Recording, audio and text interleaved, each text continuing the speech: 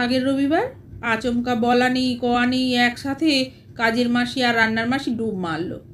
ঘড়ির কাঁটায় ঠিক যখন 11টা বাজলো, বউ বলল, রান্না করবে না ঘর দোর ঝাড় দিয়ে মোছামুছি করবে? এ যেন লগান সিনেমার ক্রিকেট খেলবে না লগান দেবার শর্ত আরোপ করার মতো। আমি বিজ্ঞের মতো বউয়ের মুখের দিকে চেয়ে থাকলাম। ভাবার জন্য তোমাকে 3.5 মিনিট সময় দিলাম। আমি রাজু রস্তগির মতো ডিসিশান নিতে পারছি না কি করব, কোন কাজটা সহজ হবে।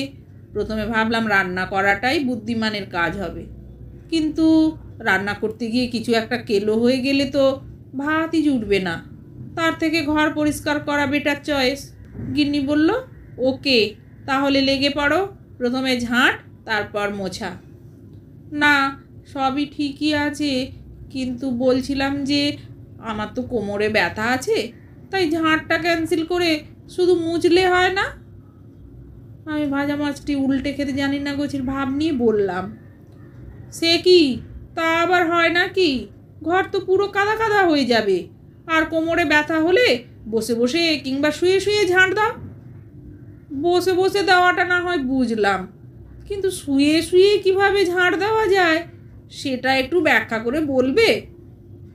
ব্যাপারটা আর কিছুই না, আগে জামা প্যান্ট খুলে ফেলে দেবে, তারপর গায়ে একটা বস্তা জড়িয়ে নিয়ে গোটা ঘর গা ঘষতে ঘষতে গড়াগড়ি দিয়ে বেড়াবে।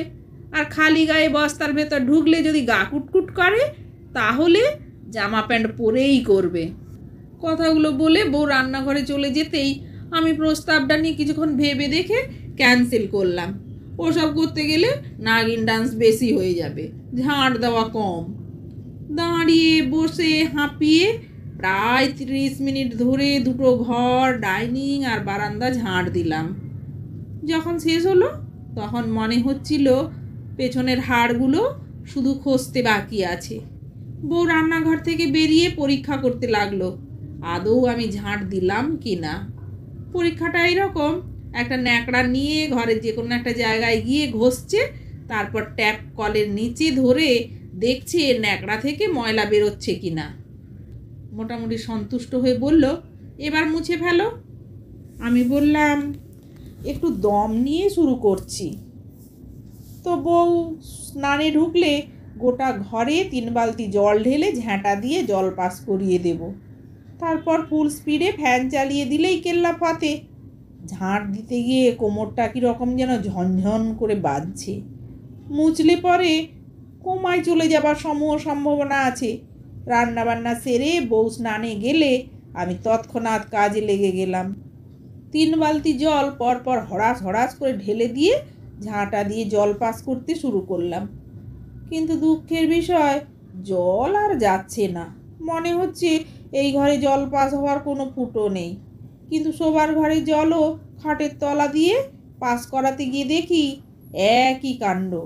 যা বাবা, ফুটোগুলো সব গেল কোথায়? মাগুর মাছের মতো ঘরময় ছলাক ছলাক করতে করতে খুঁজতে লাগলাম। ওদিকে বউয়ের বাথরুম থেকে বেরিয়ে আসার সময় হয়ে গেছে। আমার অবস্থা তখন বাজিগরের শাহরুখের মতো হন্যে হয়ে কন্ট্যাক্ট লেন্স খুঁজে চলেছি। একবার তো কোনো ব্যাঙের মতো হামাগুড়ি দিয়ে খাটের তলায় ঢুকে গেলাম। অবশেষে যখন দেখলাম বাড়িতে কোনো ফুটো নেই, তখন হতাশ হয়ে হাল ছেড়ে দিয়ে 1 বর্ষজীবী বিরুৎ জাতীয় উদ্ভিদের মতো দাঁড়িয়ে পড়লাম। ওদিকে বউ বড় লোকের বিটিলো লম্বা লম্বা চুল গাইতে গাইতে বাথরুম থেকে বেরিয়ে এলো। বেরিয়েই ভূত দেখার মতো চমকে উঠল। মাথা ঘুরে পড়তে বাকি ছিল আর কি। তোমাকে ঘর মুছতে বলেছিলাম, মাছ চাষ করতে বলিনি। আমি কাঁচু মাচু মুখ করে বললাম। মুছতে গিয়ে পায়ে লেগে বালতিটা পড়ে গেল। ভারতনাট্যম স্টাইলে ঘর মুছছিলে নাকি? ভারতনাট্যম তুলে কেউ খোঁচা দিলে আমার মাথাটা কাঠঠোকরার মতো সামনে পেছনে ডানে বামে দুলতে শুরু করে। আসলে ছোটবেলা থেকে আমার স্বপ্ন ছিল বালা সরস্বতী বা কৃষ্ণমূর্তি জাতীয় নৃত্যশিল্পী হয়ে আকবর বাদশাহ হব। কিন্তু দুর্বিষহ ভাগ্যের নির্মম পরিহাসে সন্তু সাহা নামক হরিপদ কেরানি হয়ে জীবনটা ল্যাবেঞ্চুস হয়ে গেল। যাই হোক, বাথরুম থেকে বেডরুমে কিভাবে যাওয়া যায় বউয়ের মাথায় এই চিন্তা ঘুরপাক খাচ্ছে। হাঁদারামের মতো দাঁড়িয়ে না থেকে জল তুলে ফেলো। বলছিলাম কি, বাথরুম দিয়ে ঝেঁটিয়ে দেওয়া যায় না? ভেজা চোখের নিরুত্তর দৃষ্টিভঙ্গি দেখে বুঝে গেলাম ডাল গলবে না।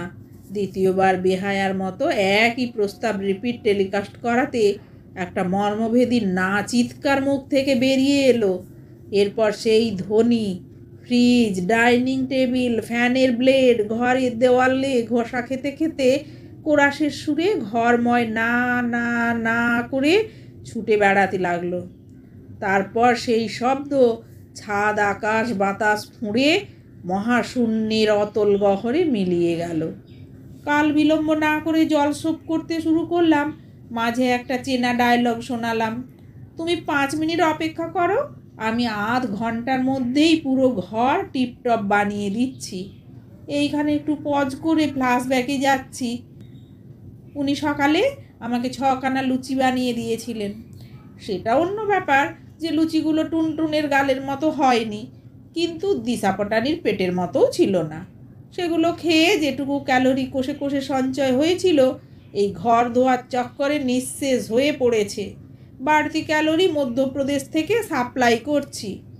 যতক্ষণ কাজ করলাম উনি ঠাঁই দাঁড়িয়ে তদারকি করে গেলেন। ঘর মোছার কেলেঙ্কারিতে আঙুলগুলোতে মনে হয় দাঁত চুলকানি শুরু না হয়ে যায়। কাজটা যখন শেষ হলো আমার অবস্থা অষ্টবক্র মুনির মতো হয়ে গেছি।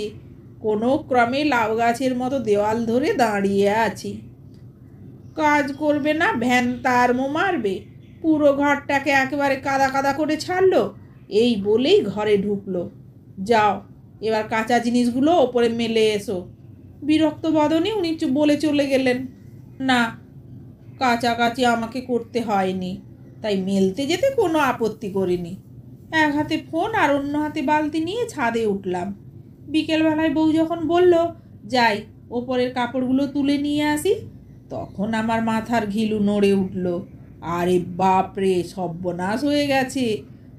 ফোন দেখার তালে তো আমি জামা কাপড়ের বালতিটাই না মিলে ওই অবস্থায় ওপরে রেখে চলে এসেছি।